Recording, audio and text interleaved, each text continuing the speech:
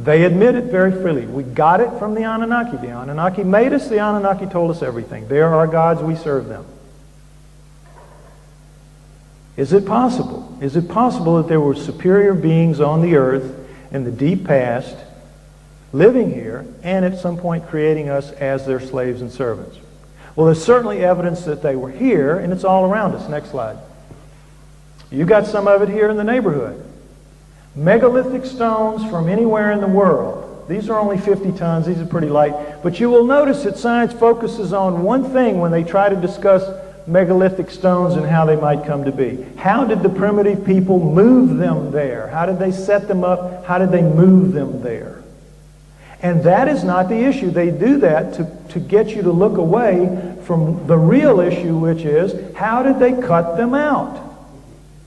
How did they cut them out? Not how did they... Moving them's hard enough, but cutting them out is impossible. Because why? We can't do it today. Next slide. This is the classic.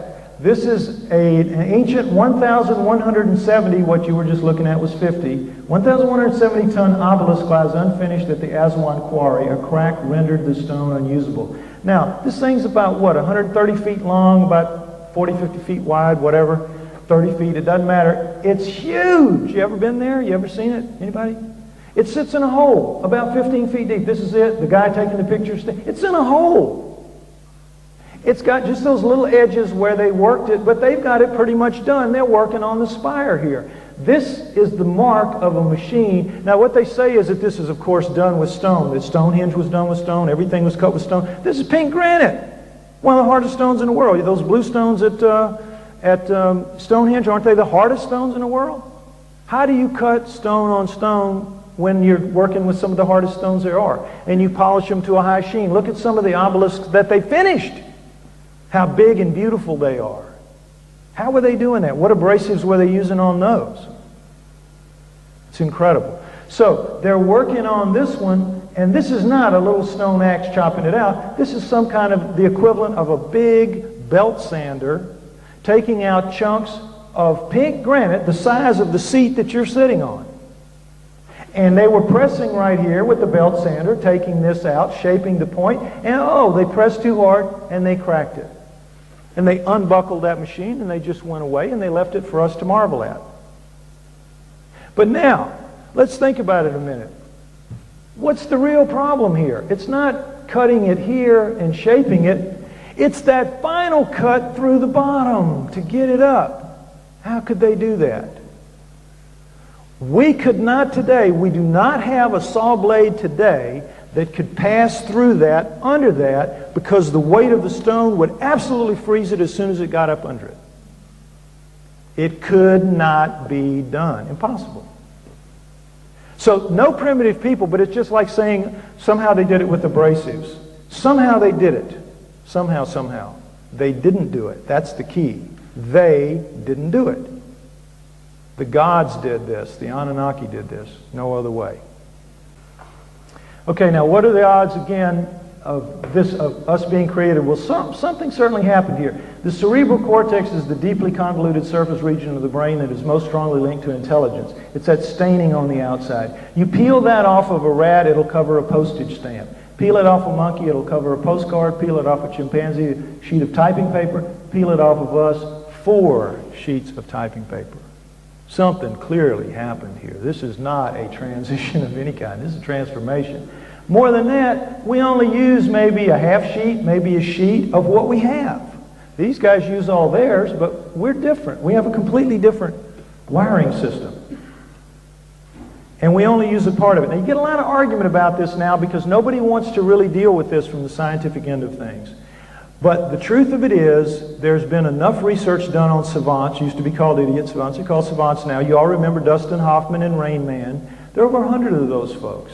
And each of them, in the damage to their good part, whether that's 10% or 20% or whatever it is, the damage to the good part, they get a ray of light, like this beam here, into some other part of the shut-off part in our brains. Why? Because the Anunnaki would not have made their slave and their servant be anywhere near as smart as them. But they had to give us their bodies. We shall make the Adam who in our own image after our own likeness. They had to give us their bodies, including their brains. But they had to do something to shut it off so we would not be as smart as them. So they gave us only partial use, just enough to be smart enough so that they could tell us what they wanted us to do and depend on us to go off and do it, like good slaves and servants. But never to be smart enough to challenge them.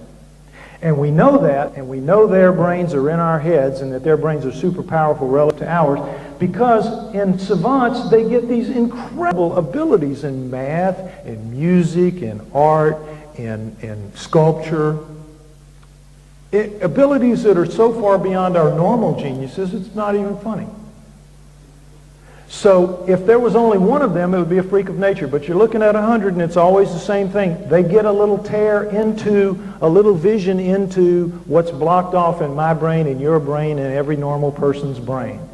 But if we could somehow drop that thing the Anunnaki put in, we could access all of this. And wouldn't we be something then? Wouldn't we be something then? So you got 48 chromosomes here, and you're the Anunnaki, and you got 46. How are you going to put this together? How are you going to make a living zygote to begin the process of manipulating? How are you going to do that? You've either got to do one of two things. With the sperm and the egg, you're going to be looking at a 24-23 mismatch in chromosomes. How are you going to make that? You're not.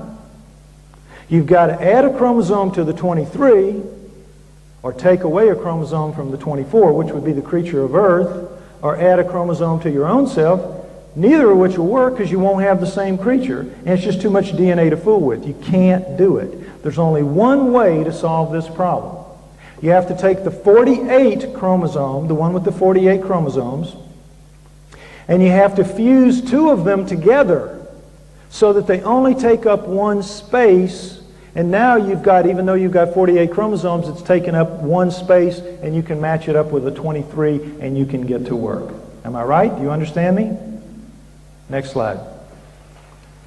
Look at our second one here with the orangutan. Second and third, gorilla second and third, chimp second and third, but human, uh-oh, somebody fused those two together.